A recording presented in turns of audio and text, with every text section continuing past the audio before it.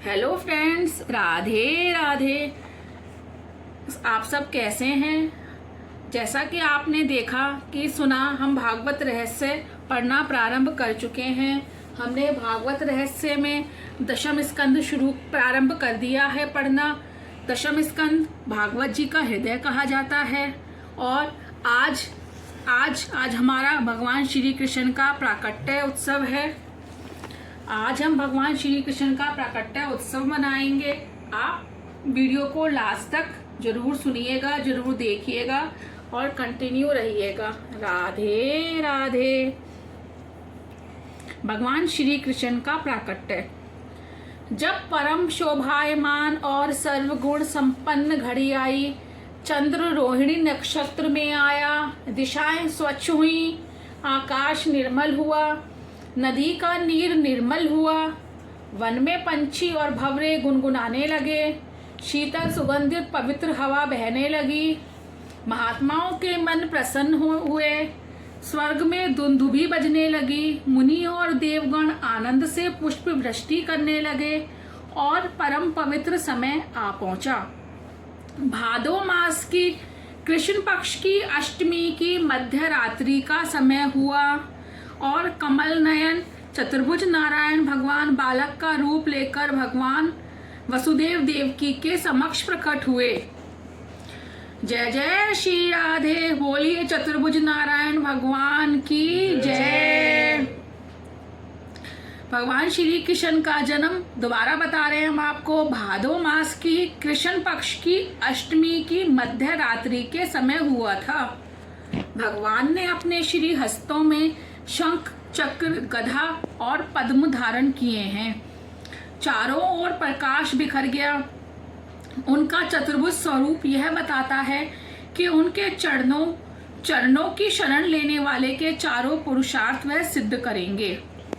जो भक्त अनन्यता से मेरी आराधना करता है, उसके धर्म, अर्थ, काम, मोक्ष चारों पुरुषार्थ मैं सिद्ध करता हूँ और उसकी हर प्रकार से रक्षा करता हूँ।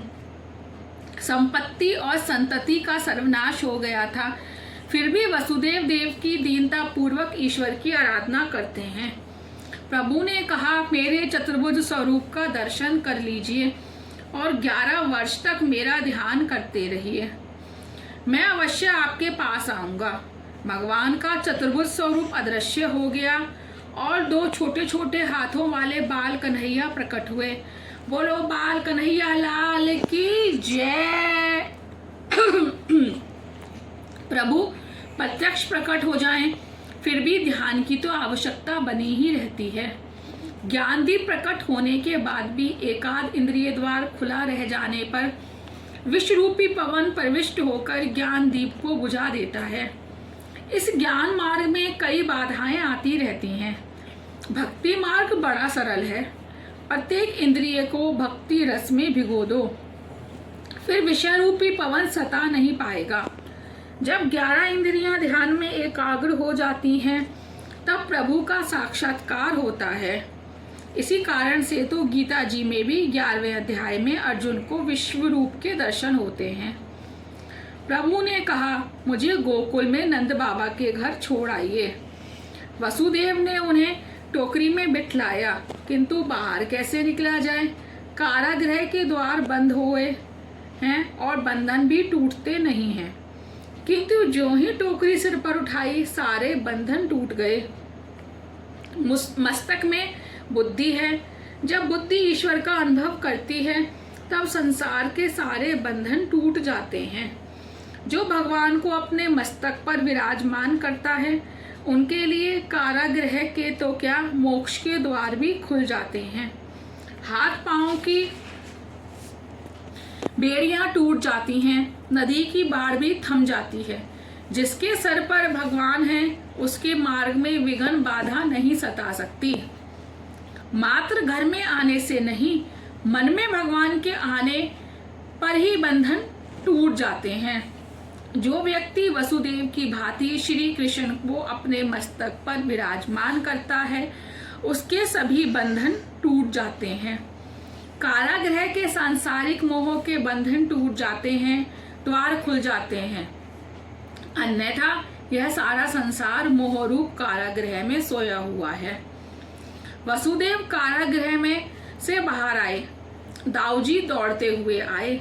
शेषनाग के रूप में बाल कृष्ण पर छत्र धारण किया। यमुना जी को अत्यंत आनंद हुआ। दर्शन की तृप्ति ही पा रही थी। मेरे प्राणनाथ से मिलना है। यमुना में जल बढ़ गया। प्रभु ने लीला की। टोकरी में से अपने पांव बाहर किए और बढ़ा दिए।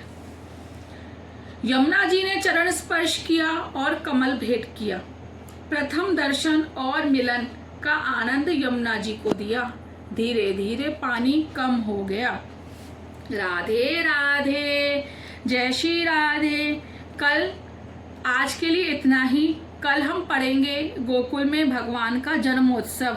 कल की लीला और ज़्यादा आनंददायक है, आनंद प्रदान करने वाली है, इसलिए आप हमारे साथ कंटिन्यू जुड़े रहें और कल पढ़ते हैं गोकुल में भगवान का जन्मोत्सव और आनंद उठाते हैं। राधे राधे।